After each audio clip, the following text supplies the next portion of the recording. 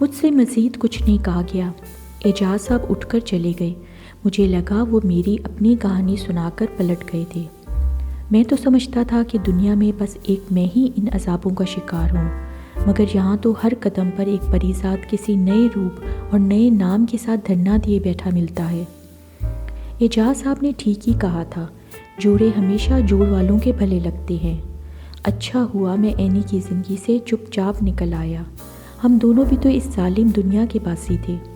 Any مجھے قبول کر بھی لیتی تو یہ جگ والے ہمیں کبھی جینے نہ دیتے۔ یہاں روپ کا بدل صرف روپ ہے۔ ترازو کے ایک پلڑے میں حسن ہو تو دوسرا بار تبھی اسے متوازن کر سکتا ہے جب وہ خود بھی حسین ہو۔ ساری رات میرے دل و دماغ میں عجیب سی سنسناہٹ ہوتی رہی، جیسے قدرت نے میری کہانی کا انجام کسی دوسرے کی زبانی مجھ تک پہنچا دیا ہو۔ جانے کب میری آنکھ لگی اور پھر خانوں کی ہلکی ہلکی آوازوں نے مجھے دوبارہ جگا دیا۔ صبح ہو چکی تھی۔ خانوں مجھے بتا رہا تھا کہ سائیں یہ بی بی کب سے آپ کے جاگنے کا انتظار کر رہی ہے۔ کہتی ہے سائیں کا بڑا نام سنا ہے، دعا لینے آئی ہوں۔ میں نے چونک کر سامنے بیٹھی لڑکی کی طرف دیکھا اور ایک لمحے میں ہی میرے لیے آسمان زمین پر ڈھہ گیا اور زمین فلک سے جا ملی۔ میرے سامنے اینی بیٹھی ہوئی تھی، ہاں میری مجسمہ ساز، وہی قرۃ العین، مگر اس کی آنکھوں پر یہ سیاہ چشمہ کیوں لگا ہوا تھا ابھی تک؟ میں نے خانوں کو اشارہ کیا کہ وہ لڑکی سے کہے چشمہ اتار دے، مگر خانوں جا چکا تھا۔ میں نے دھیرے سے بھاری آواز میں کہا، بی بی اپنے چہرے سے اندھیرے کا یہ پردہ تو ہٹا دو تاکہ میں تمہاری آنکھوں میں جھانک کر تمہاری روح کے زخم دیکھ سکوں۔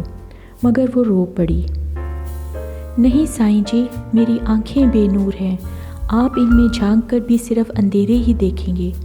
میں زور سے چلا اٹھا، کیوں تمہاری آنکھیں اب تک بے نور کیوں ہیں؟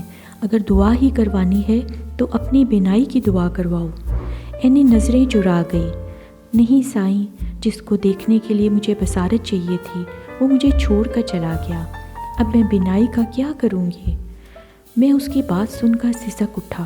وہ ابھی روتی رہی اور پھر اچانک میرے کانوں میں خانوں کی آواز گونجی، سائیں جی کیا ہوا؟ سب خیر تو ہے نا؟ تم رو کیوں رہے ہو؟ کیا کوئی برا سپنا دیکھا ہے؟ میں نے ایک جھٹکے سے آنکھیں کھول دیں۔ خانوں مجھ پر جھکا ہوا میرے گالوں سے میرے آنسو پوچھ رہا تھا، گویا میں واقعی خواب دیکھ رہا تھا۔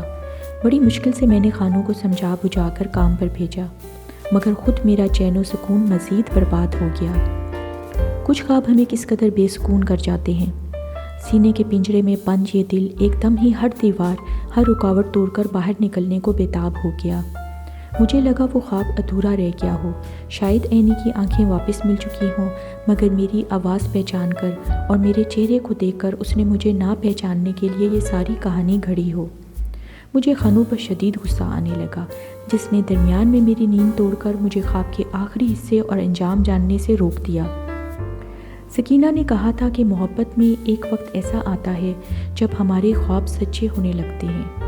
قدرت نے ایک ہی رات میں مجھے 2 اشارے دیے تھے، پہلا سریا اور کلیم کی کہانی سنا کر اور دوسرا یہ ادھورا خواب دکھا کر۔ یقیناً قدرت مجھے یہی جتانا چاہ رہی تھی کہ اینی اگر بینائی ملنے کے بعد مجھے دیکھ لیتی تو ضرور رو رو کر خدا سے یہی شکوہ کرتی کہ اس چہرے کو دیکھنے سے تو بہتر تھا کہ اسے دوبارہ بصارت ہی نہ ملتی، وہ اندھی ہی رہتی تو اچھا تھا۔ میرے اندر چلتے جھکڑ تیز ہونے لگے، جیسے واقعی اینی نے مجھے دیکھ لیا ہو۔ میری حالت شام تک اتنی بگڑ گئی کہ مجھے سانس بھی اٹک اٹک کر آنے لگی۔ خانوں نے مجھے یوں تڑپتے دیکھا تو بنا کچھ کہے ایک جانب بھاگ گیا اور گھنٹہ بھر شہر کے کسی مستند ڈاکٹر کی دوائیوں کا بکسہ اٹھائے اس کے آگے آگے بھاگتا ہوا نمودار ہوا۔ ڈاکٹر نے میری نبض دیکھی اور تشویش سے خانوں کی طرف دیکھا۔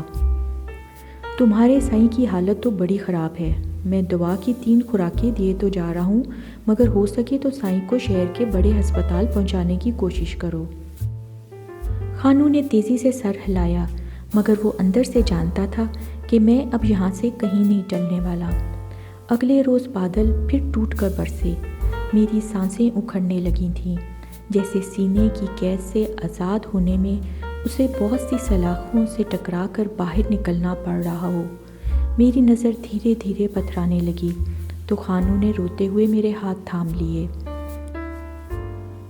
چلو سائیں، ایک بار میری بات بھی مان لو، چلو کسی بڑے ہسپتال چلتے ہیں۔ میں نے برستی بارش کی بوندوں میں خانو کے آنسو مل کر پانی ہوتے ہوئے دیکھے اور مسکرا دیا۔ میری آواز رک رک کر نکل رہی تھی۔ کیوں ڈھونگی کہیں کہ ذرا سی بیماری نے ہی تمہارے سائیں کی کرامات پر تمہارا یقین اور اعتماد چٹخا دیا؟ ابھی کل تک تو تم سارے علاقے میں سب سے کہتے پھرتے۔ خانو لاجواب سا وہیں بیٹھا روتا رہا۔ میری نظروں کے سامنے اندھیرا بڑھتا جا رہا تھا۔ تیز بارش میں بھیگی ایکسپریس گاڑی پلیٹ فارم پر داخل ہوئی تو ایک ہلچل سی مچ گئی۔ کچھ مسافر اترے اور کچھ ٹرین پر سوار ہو گئے۔ میں نے دور اسٹیشن کے بیرونی گیٹ سے ایک نوجوان جوڑے کو اندر آتے دیکھا۔ مرد تیزی سے بارش سے خود کو بچاتے ہوئے کسی کی تلاش میں برآمدے کی جانب بڑھ گیا۔ میری لمبی جتا داڑھی، بالوں کی لٹیں بھیگ کر میرے چہرے کے گرد پھیل چکی تھیں۔ میں سر جھکائے ہوئے یوں مراقبے میں پڑا ہوا تھا جیسے اپنی آخری سانسیں نکلنے کا خود انتظار کر رہا ہوں۔ اچانک میرے قریب ہی سیاہ لباس میں کسی نازک سے سراپے کا ہیولا ابھرا اور وہ میرے قریب بیٹھ گئی۔ خانو نے اسے دبے لفظوں میں میری بیماری اور بگڑتی ہوئی حالت کے بارے میں بتایا، مگر وہ برستی بارش میں یوں دھرنا دیے بیٹھی رہی۔ خانو کو مجبوراً وہاں سے اٹھ کر جانا پڑا تاکہ وہ تنہائی میں مجھ سے اپنی منت بیان کر سکے۔ نکاہت اور غنودگی سے میری آنکھیں بند ہوئی جاتی تھیں، مگر جان یوں اٹکی ہوئی تھی جیسے ضد پر اڑی ہو، اور پھر وہ ہلکا سا کھنکار کر بولی تو اس کی مترنم آواز نے میرے وجود میں چھپی سبھی خفیہ گھنٹیوں کو جھنجھوڑ کر رکھ دیا۔ مجھے یوں لگا جیسے میرے ارد گرد زلزلہ آ گیا ہو۔ میں اس میٹھی آواز کو کیسے بھول سکتا تھا؟ ہاں، یہ اسی کی آواز تھی جس کی سانسوں کی آہٹ بھی میں سن سکتا تھا۔ میرا خواب سچا ہونے کا وقت آ گیا تھا۔ مجھے پتہ ہے کہ آپ اپنے ارد گرد خواتین کی موجودگی پسند نہیں کرتے اور نہ ہی کسی عورت سے ہم کلام ہونا آپ کو اچھا لگتا ہے، مگر میں آج بڑی امید لے کر آپ کے پاس آئی ہوں۔ کئی سال سے بھٹک رہی ہوں در بدر، میرا کوئی اپنا کھو گیا ہے۔ آپ کی دعا کا بڑا چرچا سنا ہے۔ میں آپ سے التجا کرتی ہوں، میرے لیے بھی دعا کریں۔ میری آنکھوں سے آنسو ٹپک پڑے۔ میری دعا میرے سامنے بیٹھی مجھے دعا کرنے کو کہہ رہی تھی۔ وہ بے چینی اور پریشانی میں اپنی خوبصورت انگلیوں کو حسب عادت بار بار آپس میں جوڑ کر کھول رہی تھی۔ یہ وہی ہاتھ تھے جنہوں نے کبھی میرا چہرہ چھو کر ایک مجسمہ تراشا تھا۔ میری جھکی نظر نے اس کے ہاتھ میں پہنی انگوٹھی دیکھی۔ میں خاموش رہا۔ وہ مجھے پہچان نہیں پائی تھی۔ پہچانتی بھی کیسے؟ اس نے آج تک مجھے دیکھا ہی کب تھا؟ میری سانسیں اکھڑنے لگیں۔ مجھ میں اس کے چہرے کو نظر بھر کر دیکھنے کی ہمت نہیں تھی۔ میری رکتی سانسوں کی آواز سن کر وہ گھبرا کر میرے اور قریب آ گئی۔ آپ ٹھیک تو ہیں نا؟ دفتن میری نظریں اس کی آنکھوں پر لگے کالے چشمے پر پڑیں تو میرے اندر بیک وقت کئی چکر چلنے لگے۔ حسب توقع ایک چشمہ اس کی خوبصورت سرمئی آنکھوں کا پہرے دار بنا بیٹھا تھا۔ کہیں خدا نخواستہ اینی کی آنکھوں کا آپریشن واقعی ناکام تو نہیں ہو گیا؟ تیز بارش اس کی نازک وجود بھگو رہی تھی۔ میرا جی چاہا کہ میں اس کے سامنے کھڑا ہو کر اس کے وجود کے لیے چھتری بن جاؤں، مگر میں تو خود کسی کمزور پتے کی طرح لرز رہا تھا۔ وہ کچھ دیر یوں ہی دو زانوں بیٹھی بھیگتی رہی اور پھر واپس جانے کے لیے اٹھ کھڑی ہوئی۔ میرا دل کسی نے مٹھی میں لے کر مسل دیا ہو جیسے۔ اسے آواز دے کر روک لینے کی خواہش کو میں نے نہ جانے کس طرح روکا، بس زبان دانتوں تلے دبا لی۔ مڑتے ہوئے اچانک پانی میں اس کا پاؤں پھسلا اور وہ ڈگمگائی۔ میں تڑپ کر اسے گرنے سے روکنے کی کوشش کے طور پر آگے بڑھا۔ اس کے ہاتھ کسی سہارے کی تلاش میں فضا میں لہرائے اور میرے چہرے کو چھو گئے۔ میں گھبرا کر پیچھے ہٹا۔ وہ کچھ لمحوں کے لیے حیرت اور صدمے سے ششدر رہ گئی اور پھر اس نے بےتابی سے دوبارہ میرے چہرے پر اپنی انگلیاں پھیری اور زور سے چلائی، پری زاد، یہ آپ ہی ہیں نا؟ آپ چپ کیوں ہیں؟ بولتے کیوں نہیں؟ میں اپنا چہرہ ہاتھوں میں چھپائے وہاں سے اٹھ کر چند قدم بھاگا، لیکن مجھ میں بھاگنے کی ہمت اور طاقت ہوتی تو پھر رونا ہی کس بات کا تھا۔ میں لڑکھڑا کر یوں گرا جیسے کوئی کسی نظر سے گرتا ہے، مگر مجھے دنیا کی نظر سے گرنے کی پرواہ ہی کب تھی؟ مجھے تو بس ایک نگاہ سے بچنا تھا کہ جس میں کبھی میرا ایک مقام تھا، مجھے زمانے کی ہر فنا قبول تھی، مگر اس کی نظر میں نفرت یا رحم اور ہمدردی کی جھلک میرے لیے دنیا کی ہر موت سے کہیں بڑھ کر قضا تھی۔ میں نے خود کو پوری طرح سمیٹ کر چھپا لیا۔ اچانک میرے کانوں میں ایک مردانہ آواز گونجی، کہاں تک بھاگیں گے اور کب تک خود کو چھپائیں گے؟ پریزاد صاحب، میں آپ کو اتنا کمزور نہیں سمجھتا تھا۔ ڈاکٹر عدنان میرے سامنے ہاتھ باندھے کھڑا تھا۔ آس پاس چلتے لوگوں کی بھیڑ جمع ہونے لگی۔ اینی وہیں دور بیٹھی رو رہی تھی۔ میں نے عدنان سے منت کی، مجھے جانے دو عدنان۔ اس کی جس ایک نظر سے بچنے کے لیے میں نے ساری دنیا تیاگ دی، وہ نظر میرا پیچھا کرتے کرتے یہاں تک آ پہنچی ہے۔ میں بہت نڈھال اور بڑا گھائل ہوں۔ عدنان، مجھے اور زخمی نہ کرو، میرا دم میرے اس آخری بھرم کے ساتھ نکل جانے دو۔ عدنان کی آواز لرز رہی تھی۔ اسی ایک نظر کا اتنا ہی خوف تھا تو پھر آپ نے اینی سے محبت کیوں کی تھی؟ نہیں، یہ جھوٹ ہے، میں نے محبت نہیں کی تھی۔ عدنان نے میرے لرزتے ہاتھ تھام لیے۔ محبت نہیں تھی تو پھر یہ تیاگ کیسا؟ اس کا سامنا کرنے کا خوف کیوں؟ کمالی نے امریکہ واپسی پر ہی ہمیں سب بتا دیا تھا۔ کاش آپ مجھ سے یہ بات نہ چھپاتے۔ اور پھر ہر گرہ کھلتی گئی۔ آپ نے میری محبت کی وجہ سے اپنے آپ کو اس حد تک برباد کر لیا پریزاد۔ آخر کیوں؟ ایسا کون کرتا ہے؟ چھین لیتے اسے مجھ سے۔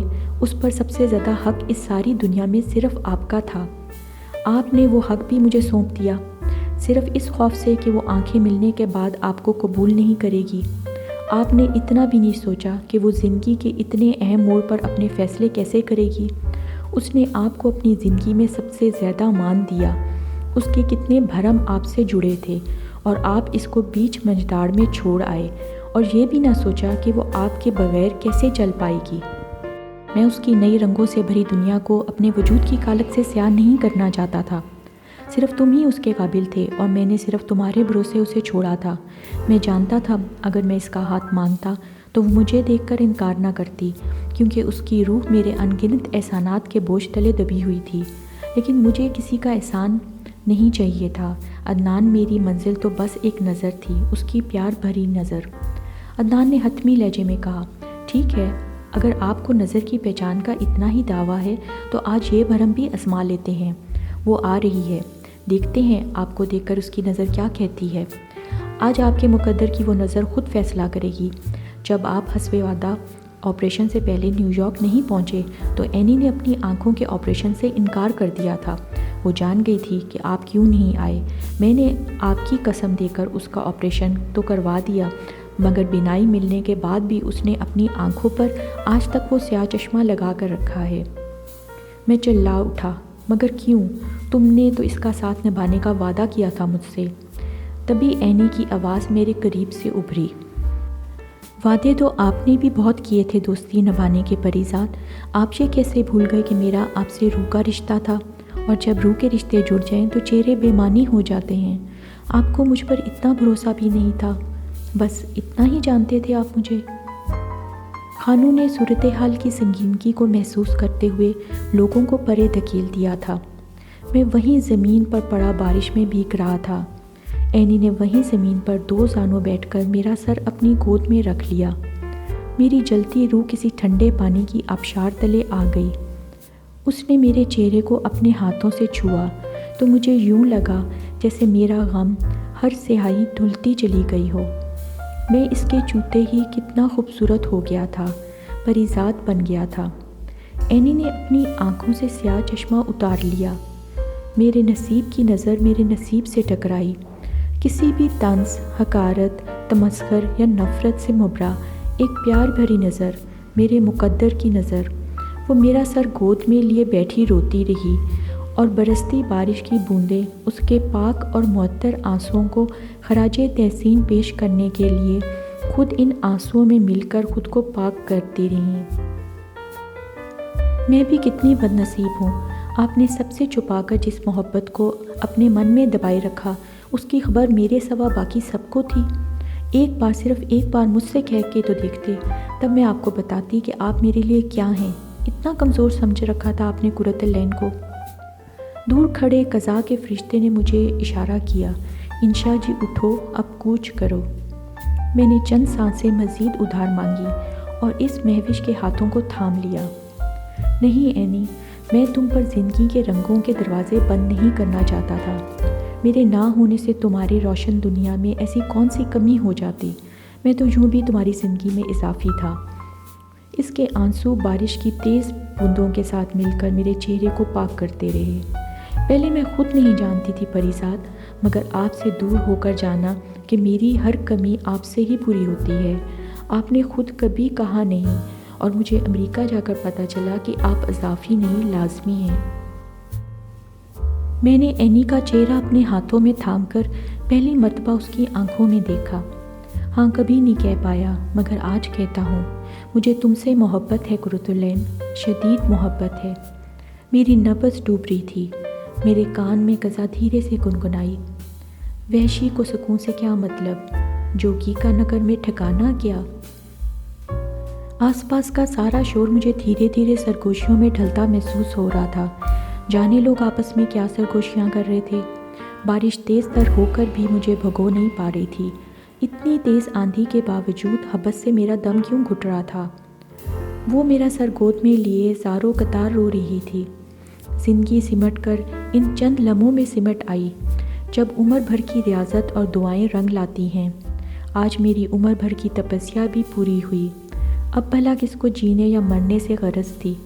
کتنی صدیاں اس ایک پل میں جی لی تھی میں نے۔ زندگی نے ہر قرض چکا دیا تھا۔